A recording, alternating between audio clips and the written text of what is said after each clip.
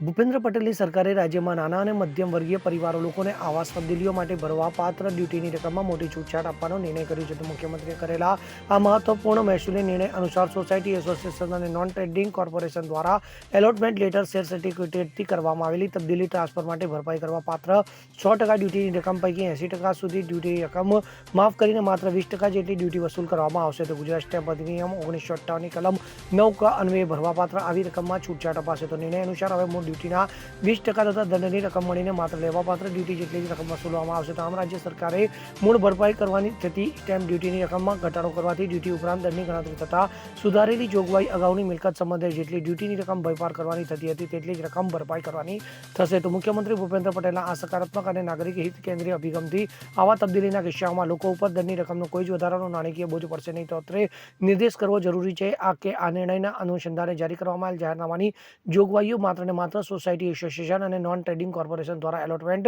Letter અને share સર્ટિફિકેટથી કરાયેલી તબદીલીઓ માટે જ લાગુ પડશે. Bureau report CN24 news. હવે જુઓ દેશ દુનિયાની તમામ ખબરો તમારી આંગળીના ટેરવે. ઉઠાવો મોબાઈલ અને Google Play Store પરથી ડાઉનલોડ કરો અમારી CN24 ન્યૂઝ મોબાઈલ એપ.